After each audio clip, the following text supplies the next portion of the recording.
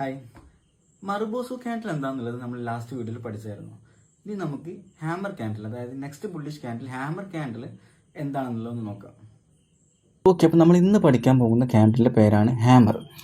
Last വീഡിയോയിൽ നമ്മൾ മർബോസ് എന്ന് പറയുന്ന ഒരു ക്യാൻഡിലിനെ കുറിച്ച് പഠിച്ചായിരുന്നു. മർബോസു ക്യാൻഡിലാണ് മോസ്റ്റ് ബുള്ളിഷ് ക്യാൻഡിൽ. എന്നാൽ സെക്കൻഡ് മോസ്റ്റ് ബുള്ളിഷ് ക്യാൻഡിലാണ് hammer candle. Okay, hammer candle അറിയപ്പെടുന്നത് തന്നെ ബുള്ളിഷ് റിവേഴ്സൽ ക്യാൻഡിൽ എന്ന് പറഞ്ഞിട്ടാണ് അറിയപ്പെടുന്നത്.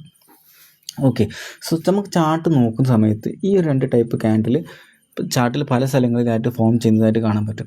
എന്നാൽ ഫോം ചെയ്യുന്ന എല്ലാ ഇങ്ങനെയുള്ള ക്യാൻഡിലും നമുക്ക് ഹാമർ ക്യാൻഡിലായിട്ട് കൺസിഡർ ചെയ്യാൻ പറ്റില്ല. അപ്പം ഹാമർ ക്യാൻഡിലായിട്ട് കൺസിഡർ ചെയ്യണമെന്നുണ്ടെങ്കിൽ ഒരു 3 ക്രൈറ്റീരിയ ഫില്ല് ചെയ്യേണ്ടതുണ്ട്. സോ അത് ഏതൊക്കെയാണ് നമുക്ക് നോക്കാം. ഫസ്റ്റിൽ പറയുന്ന ക്രൈറ്റീരിയ, ഈ ഒരു ക്യാൻഡിൽ ഫോം ചെയ്യുന്നത് ഡൗൺ ട്രെൻഡിൻ്റെ എൻഡിലായിരിക്കും എന്നാണ് പറയുന്നത്. അതായത് ഇതൊരു ഡൗൺ ട്രെൻഡ് ഇങ്ങനെയാണ് ഉണ്ടാവുക, ഡൗൺ ട്രെൻഡിൻ്റെ എൻഡിൽ. ഇപ്പോൾ എക്സാമ്പിൾ പറയുകയാണെങ്കിൽ ഇപ്പോൾ ഇവിടെ ഒരു സപ്പോർട്ടാണെന്നുണ്ടെങ്കിൽ ഈ ഒരു സപ്പോർട്ടിൻ്റെ അടുത്തായിട്ടാണ് മാർക്കറ്റിൽ ഈ ഒരു ക്യാൻഡിൽ ഫോം ചെയ്യുക. ഓക്കെ, സോ ഫസ്റ്റിലെ ക്രൈറ്റീരിയ എന്താണ്? ഡൗൺ ട്രെൻഡിൻ്റെ എൻഡിലായിരിക്കും ഇങ്ങനെയുള്ളൊരു ക്യാൻഡിൽ ഫോം ചെയ്യുന്നത്. ഓക്കെ, രണ്ടാമത്തെ ക്രൈറ്റീരിയ പറയുന്നത് ഈ ഒരു ക്യാൻഡിലിന് ഒരു real body, small real body ഉണ്ടാവുന്ന പറയുന്നത്. ചില കേസിൽ ചെറിയ ഒരു ഷാഡോയും നമുക്ക് കാണാൻ പറ്റും. അപ്പോഴും നമ്മൾ കൺസിഡർ ചെയ്യുന്നത് ഹാമർ ക്യാൻഡിലായിട്ട് തന്നെയാണ്. ഓക്കെ, സോ രണ്ടാമത്തെ ക്രൈറ്റീരിയ പറയുന്നത് ചെറിയൊരു റിയൽ ബോഡി ഇതിൻ്റെ ടോപ്പിൽ കാണാൻ പറ്റും.